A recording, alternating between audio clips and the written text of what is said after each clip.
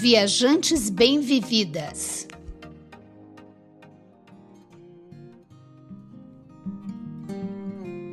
Viajar é o sonho de muitas mulheres, seja sozinha ou acompanhada. Silvia e eu somos algumas dessas mulheres que amam viajar e estamos sempre planejando algum lugar para visitar, mas nem sempre foi fácil. Aliás, ainda não é, e ainda enfrentamos nossos medos. Na verdade, realizar o sonho de viajar, especialmente sozinha, ainda na atualidade não é nada fácil. Pelo simples fato de ser mulher, o viajar traz preocupações muito além de saber organizar a sua viagem e ter dinheiro. São sentimentos muito mais profundos, de insegurança, de ser mal interpretada, julgada, de não ser respeitada no seu próprio desejo, vontade e espaço.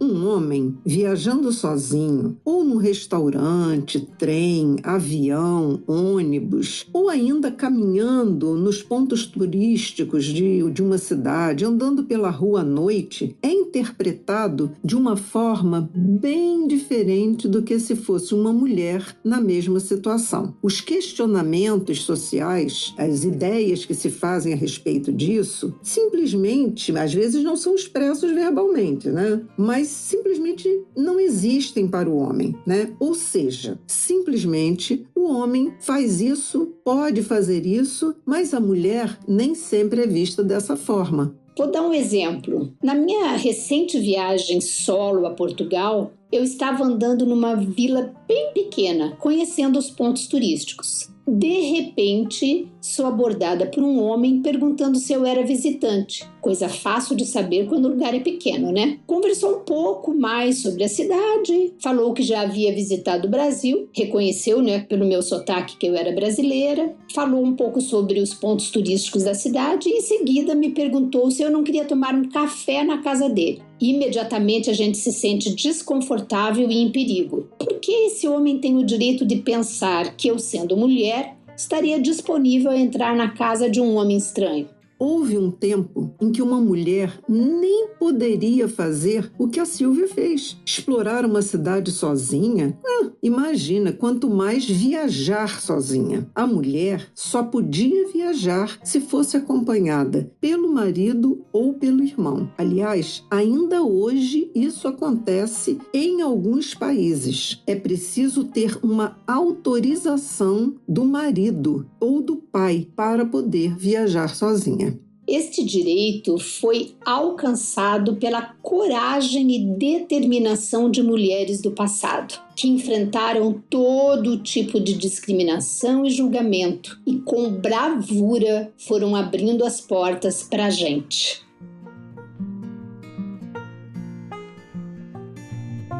Você sabe quem foi a primeira mulher a viajar sozinha? Olha, os estudos, né, os escritos que se tem sobre isso indica que foi uma mulher chamada Egéria. Você já tinha ouvido falar? Ela foi a primeira viajante e uma das poucas mulheres escritoras do Império Romano. Durante os anos de 381 a 384 depois de Cristo, Egéria viajou mais de 5.000 quilômetros entre a Galiza e o Oriente, em cima de uma mula. Ela compartilhou suas aventuras de viagem em cartas, que só foram descobertas em 1884 pelo italiano Gianfrancesco Gamurrini, que encontrou seus relatos em uma biblioteca monástica em Arezzo, na Itália.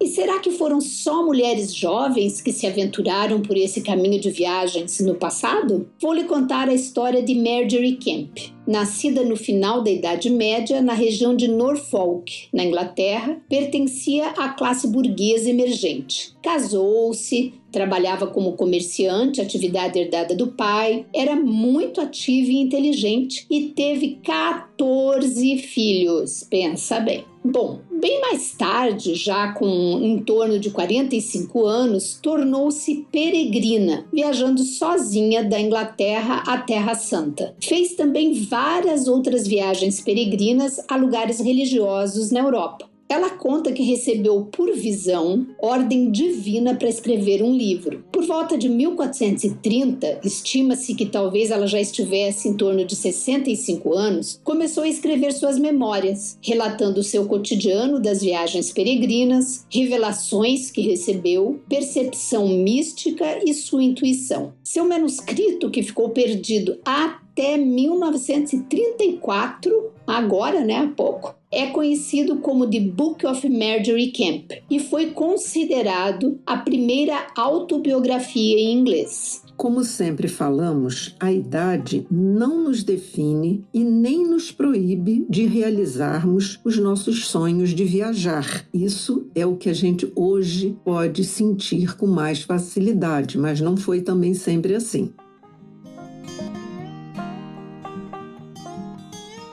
Você sabia que antigamente era proibido a uma mulher participar de expedições náuticas, mesmo que com seu marido? Gente, o que é isso? A história agora é de Jeanne Barré, francesa, que precisou, em 1766, com 26 anos, trocar de nome para Jeanne Barré, se disfarçar de homem para fazer a primeira expedição náutica, mesmo estando com seu marido, Philibert Commerson. Seria uma viagem de 3 anos, mas ela foi descoberta no segundo ano e ambos foram deixados pelo capitão nas Ilhas Maurícios. Graças a Deus evoluímos um pouco, né, gente? Hoje temos mulheres comandantes de avião, como já entrevistamos aqui, astronautas, cientistas, e nós podemos ser o que quisermos, não é mesmo? Com um pouco de luta, mas conseguimos.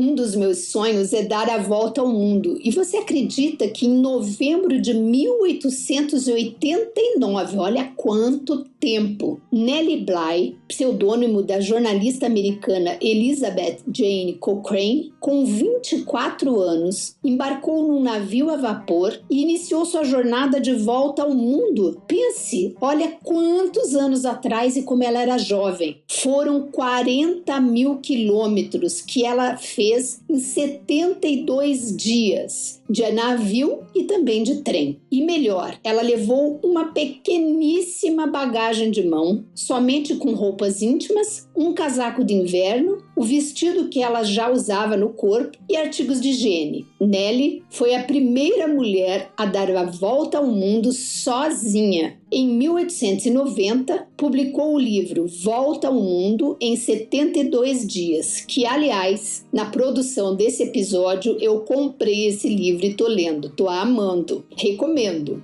Viram só? Nellie Bly foi também a precursora em viajar com pouca bagagem. Olha só, temos que praticar, né?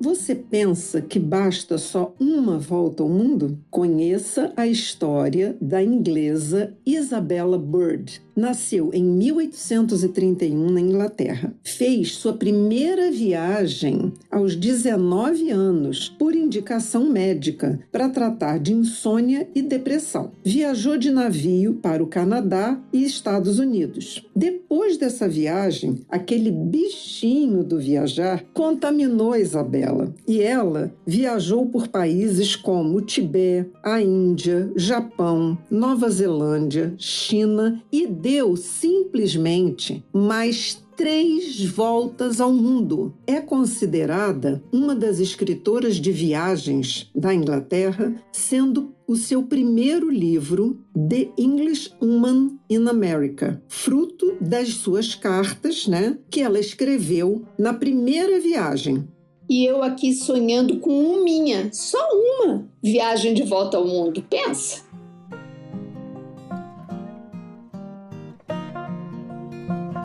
Mas espera aí, a gente também tem as nossas representantes brasileiras nesta luta pelo direito da mulher viajante. A primeira que a gente vai relatar aqui é Júlia Lopes de Almeida. Nasceu em 1862 no Rio de Janeiro. Era escritora e já naquela época lutava pelos direitos da mulher. Defendia a educação para as mulheres, o divórcio e o voto feminino. Foi a única mulher entre os idealizadores da Academia Brasileira de Letras. No entanto, embora indicada, foi impedida de ocupar uma cadeira nesta mesma academia por ser mulher e foi substituída por seu marido. Ai, pensa bem que frustração.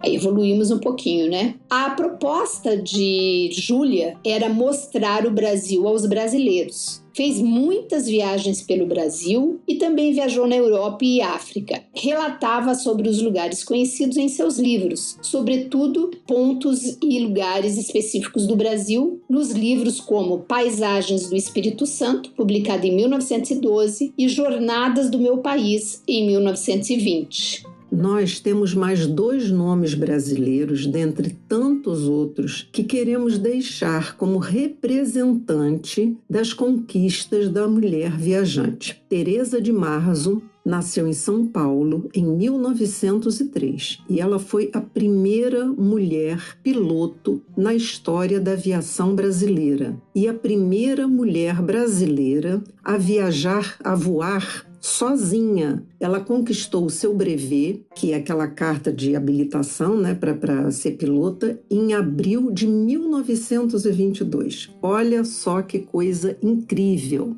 E para encerrar algumas dessas lindas histórias de mulheres desbravadoras do direito de viajar, muitas delas viajando sozinhas, não podíamos deixar de falar da nossa brasileiríssima Glória Maria, que acabamos de perder, né? Primeira jornalista mulher e negra da televisão brasileira a conhecer mais de 160 países. Foi, é e será referência em jornalismo turístico. Compartilhou suas experiências com o Brasil e o mundo. Exemplo de coragem, persistência, empoderamento, mostrando-nos que todas nós podemos viajar acompanhadas ou sozinhas.